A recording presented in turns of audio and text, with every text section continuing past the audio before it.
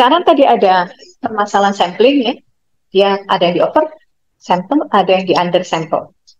Karena yang kedua adalah tadi yang saya sampaikan bahwa cara DHS melakukan sampling itu dia bukan simple random sample, tapi complex sampling.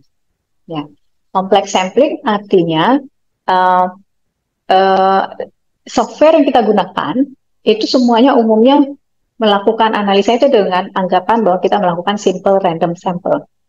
Oke, okay? Nah ada konsekuensinya di situ bisa di ini ya. Jadi kalau yang kita lakukan kan begini ya, DHS lakukan adalah yang di bawahnya. Kalau di atas simple random sample, ini adalah yang dikenal oleh software pada umumnya. Ya. Kalau yang di bawah cluster random sample, ini tidak dikenal, tapi kemudian bisa kita lakukan adjustment. Kenapa perlu dilakukan adjustment adalah kalau dilihat yang ada lingkaran di bawah itu yang bagian bawah, bagian bawah, kan ada cluster di dalamnya, ada lingkaran-lingkaran cluster ya. Semua orang atau semua responden yang ada di dalam cluster itu, kita bisa bayangkan bahwa si responden tersebut memiliki keterikatan terhadap satu sama lain di dalam klasternya. Ya. Jadi ini tidak independen. Misalnya begini, klaster itu kalau seandainya klasternya RT ya, atau RW atau desa lah ya paling ini ya, desa. Dia kan punya satu kepala desa. Dia kan punya satu puskesmas kan gitu ya. Enggak ada satu puskesmas. Mungkin ke satu kecamatan satu puskesmas kan gitu ya. Dengar nggak sudah kayak baterainya habis. Jadi orang-orang di dalam puskesmas tertentu kan dia punya layanan yang sama, ya mungkin sangat aktif mungkin kadernya kan begitu, maka tingkat imunisasi menjadi sangat tinggi kan gitu. Jadi oleh karena itu kita menganggap bahwa orang-orang dalam klaster yang sama itu punya keterikatan satu sama lain, jadi tidak independen satu sama lain. Beda dengan kalau simple random sample, karena dia bisa terpilih di mana aja.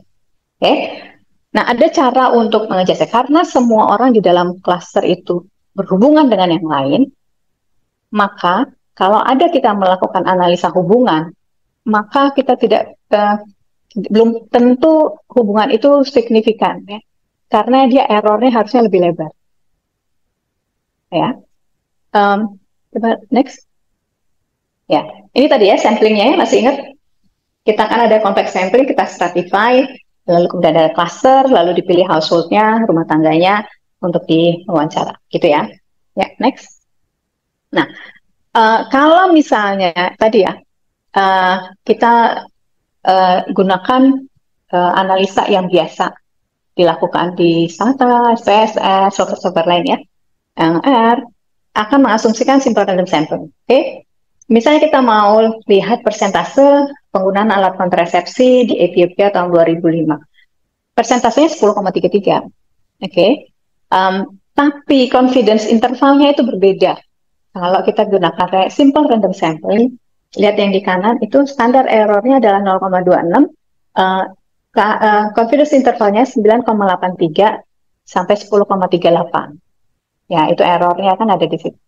Tapi kalau kita pastikan bahwa kita bilang nih pada softwarenya, saya nggak gunakan simple random sampling, saya gunakan complex sampling dengan primary sampling unit cluster saya yang ini gitu ya, maka confidence intervalnya itu menjadi lebih lebar, 9,40 sampai 11,27 ya. Proporsinya tetap sama, persentasenya tetap 10,33, tapi errornya, kesalahannya lebih lebar. Oke. Nah, artinya ini konsekuensinya kalau kita lakukan analisa hubungan statistical significance yang P, sekian, P kurang dari 0,05, maka perbedaan antara dua populasi dia menjadi lebih kecil ya. Maka yang satu errornya di sini jadi lebih lebar ya, lebih lebar dengan yang satunya gitu ya. Nanti kita coba lihat contohnya ya. Jadi errornya intinya adalah kalau kita lakukan cluster sampling error kita tuh lebih besar sebetulnya. Ya, lebih sulit untuk mencapai angka signifikan. Oke, bisa next. Nah, ini nanti akan diajarin untuk waktu statanya ya. Misalnya, kalau kita mau prediksi penggunaan alat kontrasepsi dengan berdasarkan faktor pendidikan, status sosial ekonomi, status tinggalnya di kota atau desa, dan daerahnya di mana gitu ya. Maka ini adalah bisa minta tolong ditunjukkan dengan bisa ada panahnya kan, bisa ada laser pointer ya. Yang atas itu, yang di atas itu adalah, nah itu XI itu ya, itu komennya di Stata adalah logistik ya. Itu CPR itu adalah contraceptive prevalence rate outcome-nya, hasilnya. Lalu tambahkan variabel berikutnya di belakangnya kan, hanya itu aja, simple aja sebenarnya kalau di Stata. Oke. V106 ini adalah edukasi, 19V190 ini adalah status sosial ekonomi, 024 V024 ini urban rural ya, desa kota, V025 ini adalah provinsinya gitu ya. Nah, ingat tadi ada pembobotan, maka kita tambahkan, tolong hitung bobotnya itu, IW sama dengan weight bobotnya. Oke, variabel bobot. Oke, nah sekarang kita lihat 106 adalah edukasi ya. Kalau kita lihat odds rasionya, lihat di bawah hasilnya. Itu yang di atas itu kalau kita menggunakan simple random sampling. Okay. Odds rasionya 1,028 dan seterusnya 1,21. Ya, standar errornya 0,744 ya. Ya. Dan 0,11 dan sekian. Lihat confidence intervalnya. Ya, dan p-value-nya coba diperhatikan. Oke. Okay. Nah, tapi kita tahu bahwa simple random sampling harusnya nggak boleh kita lakukan ya.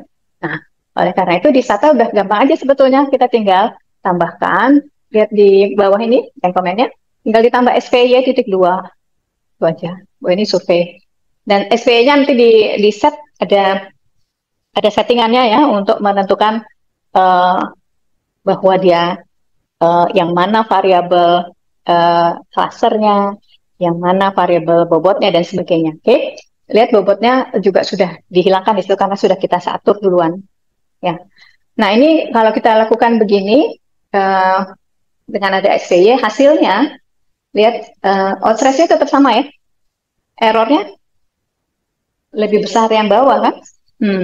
Jadi kalau lihat confidence intervalnya lebih lebar yang bawah juga, sehingga yang tadinya IV 1062 itu di atas itu dia signifikan 0,035 ya, dan 0,033 itu kan signifikan ya. Di bawah jadi nggak signifikan ya, dan yang benar adalah yang di bawah. Oke, bisa dipahami ya, karena kita ada complex sampling di DHI. Oke. Nah itu juga kan alasan kenapa kita ajarinya Stata ya, karena itu udah simple aja, udah diatur dengan mudah gitu. Next. Jadi kalau kita gunakan SVY, yang tadinya kalau kita tidak gunakan SVY dia signifikan, kalau kita menggunakan SVY dia jadi tidak signifikan, gitu ya. Next, Mbak. Ya. Oke. Ada konsekuensinya dari sampling tersebut. Nah, bagaimana cara mengaturnya? Ini tadi di bagian atas nanti akan diajarin ada SPY set. Ya, kita harus set dulu. Tentukan PW sama dengan yang hijau ini adalah nama diganti menjadi nama variabelnya ya. Bobotnya apa? Bobotannya misalnya tadi bobotnya adalah V005 gitu ya. Maka ini ganti jadi V005. Jangan lupa V005 dibagi 1 juta tadi ya. Oke. Lalu koma, PSU ini adalah primary sampling unit. Kasih nama variabelnya. Primary sampling unitnya apa? Ya.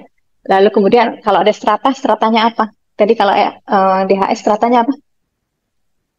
Kota desa kan? Ya.